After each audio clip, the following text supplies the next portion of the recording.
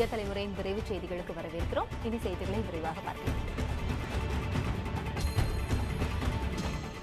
மாநில அரசுகள் எழுப்பும் பிரச்சினைகளுக்கு முக்கியத்துவம் கொடுக்கப்படும் என்று பிரதமர் நரேந்திர மோடி தெரிவித்துள்ளார். தமது அலுவலக அதிகாரிகளோடு இன்று முதன்முறையாக ஆலோசனையில் ஈடுபட்ட அவர் நாட்டின் வளர்ச்சி என்பது மாநிலங்களின் வளர்ச்சியை அடிப்படையாக கொண்டது என்பதை சுட்டிக்காட்டினார். மாநில பிரச்சினைகளை தீர்க்க தமது அலுவலக அதிகாரிகள் முன்னுரிமை கொடுக்க வேண்டும் என்றும் அவர் தெரிவித்தார்.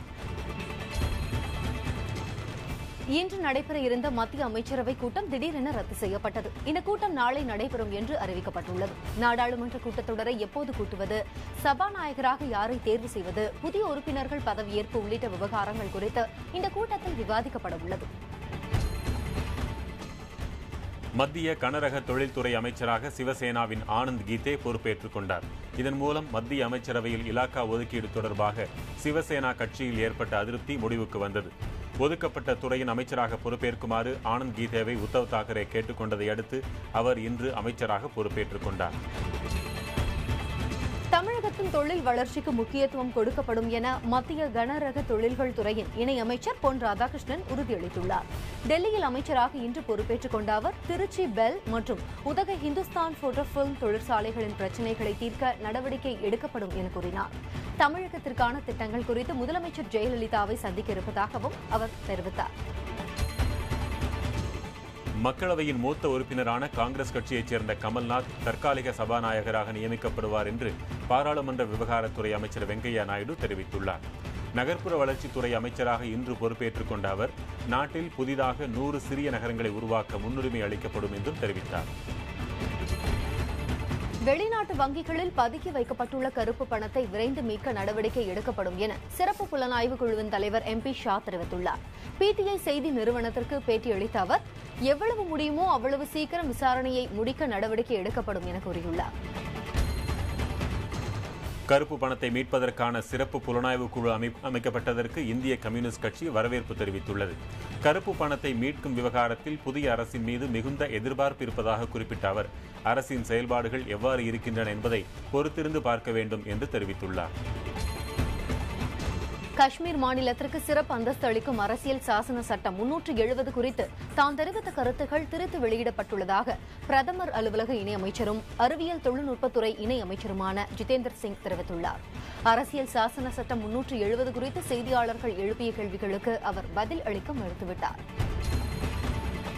அரசியல் சாசன பிரிவு 370 குறித்த பிரதமர் அலுவலக இணையமைச்சர் ஜிதேந்திர சிங்கின் பேச்சுக்கு ஜம்மு காஷ்மீர் முதலமைச்சர் உமர் அப்துல்லா கண்டனம் தெரிவித்துள்ளார். ஸ்ரீநகரில் செய்தியாளர்களிடம் பேசிய அவர் அரசியல் சாசன சட்ட பிரிவு 370 நீக்கப்படுமானால் இந்தியாவின் அங்கமாக ஜம்மு காஷ்மீர் இருக்காது என்று தெரிவித்துள்ளார்.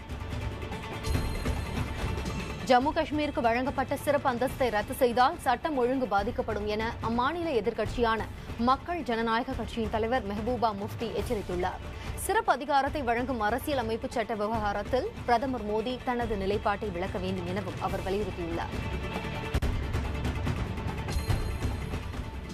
பாரதிய ஜனதா தலைவரும் மத்திய உள்துறை அமைச்சருமான ராஜ்நாத் சிங் டெல்லியில் RSS தலைவர் மோகன் பகவத் மற்றும் மூத்த தலைவர்களுடன் ஆலோசனையில் ஈடுபட்டார்.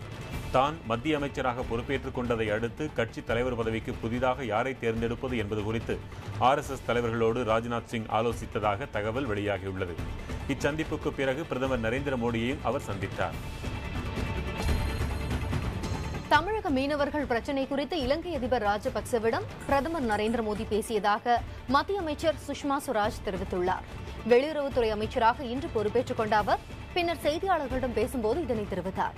மேலும் 13வது சட்ட திருத்தம் குறித்தும் இலங்கை அதிபரிடம் மோடி பேச்சு நடத்தியதாக சுஷ்மா தெரிவித்துள்ளார்.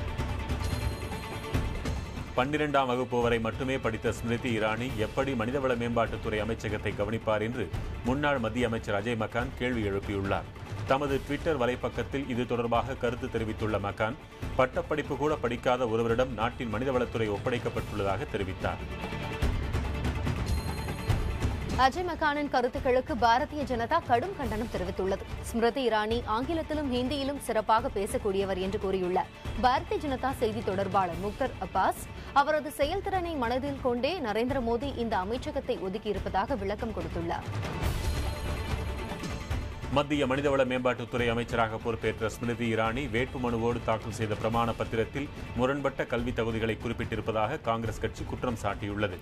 ஸ்மிருதி இரானியின் உண்மையான கல்வி தகுதி என்ன என்பதை பாரதிய ஜனதா தெளிவுபடுத்த வேண்டும் என காங்கிரஸ் செய்தி தொடர்பாளர் அபிஷேக் சிங்வி வலியுறுத்தியுள்ளார்.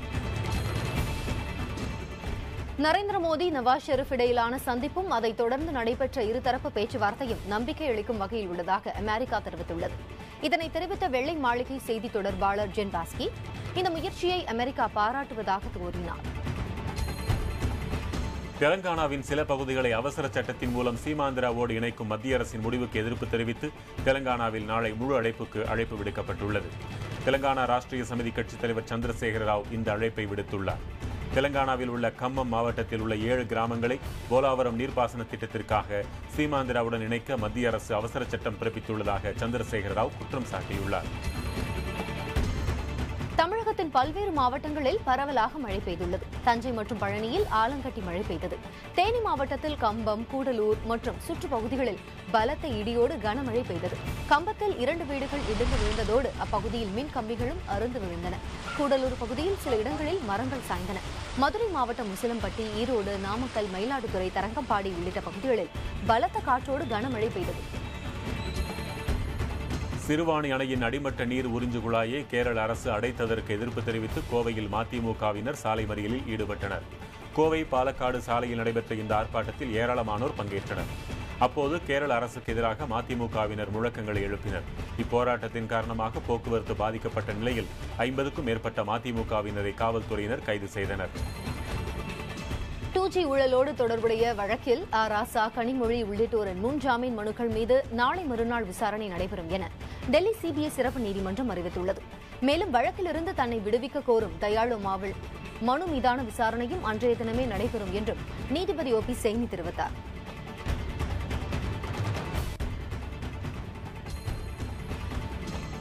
திருச்சியில் மாணவர்களின் பாதுகாப்பை உறுதி செய்வதற்காக பள்ளி வாகனங்கள் பரிசோதனைக்கு உட்படுத்தப்பட்டன. முதல் நாளான இன்று ஆயுதப்படை மைதானத்தில் 250க்கும் அதிகமான பள்ளி வாகனங்கள் பரிசோதிக்கப்பட்டன. இந்த ஆய்வில் திருச்சி மண்டல போக்குவரத்து துறையைச் சேர்ந்த அதிகாரிகள் ஈடுபட்டனர். போக்குவரத்து துறையின் விதிமுறையின்படி வாகனங்கள் உள்ளனவா என்பது இதில் ஆய்வு செய்யப்பட்டது. சில்லறை வணிகத்தில் அந்நிய நேரடி முதலீட்டுக்கு அனுமதி இல்லை என்ற மத்திய வர்த்தக அமைச்சரின் அறிவிப்பு மிகுந்த மகிழ்ச்சியை கொடுத்துள்ளதாக தமிழ்நாடு வணிகர் சங்க பேரமைப்பின் தலைவர் விக்ரமராஜா தெரிவித்துள்ளார். எனினும் இது நாடாளுமன்றத்தின் முடிவாகவும் இருக்க வேண்டும் என்றும் அதற்கான நடவடிக்கைகளை புதிய அரசு மேற்கொள்ள வேண்டும் எனவும் அவர் கோரிக்கை விடுத்துள்ளார். சென்னையை அடுத்த மகாகவி பாரதியார் நகரில் தீ விபத்தால் பாதிக்கப்பட்ட மக்களுக்கு மாற்று இடம் வழங்குவது தொடர்பாக பயனாளிகளின் விவரங்கள் சேகரிக்கப்பட்டு வருகின்றன. கடந்த வியாழனன்று தொடங்கிய கணக்கெடுக்கும் பணியில் இதுவரை 134 பயணிகளின் முழு விவரங்கள் சேகரிக்கப்பட்டுள்ளதாக அதிகாரிகள் தெரிவிக்கின்றனர். மேலும் இவ்வார இறுதிக்குள் மாநகராட்சி சார்பில் குடிசை மாற்று வாரியத்திடம் பயனாளிகள் குறித்த அறிக்கை சமர்ப்பிக்கப்படும் என்றும் அதிகாரிகள் தெரிவித்துள்ளனர். சென்னையில் கைது செய்யப்பட்டுள்ள பாகிஸ்தான் உளவாளி ஜாகிர் உசேனிடமிருந்து கைப்பற்றப்பட்ட டைரியில் உள்ள கையெழுத்து அவருடையது தானா என தடயவியல் போலீசார் ஆய்வு செய்ய முடிவு செய்துள்ளனர். நீதிமன்றத்தில் ஒப்படைக்கப்பட்ட இந்த டைரியில் இடம்பெற்றுள்ளது ஜாகிரின் கையெழுத்து தானா என நீதிபதிகள் கேள்வி எழுப்பியதை அடுத்து இந்த நடவடிக்கை மேற்கொள்ளப்பட்டுள்ளது.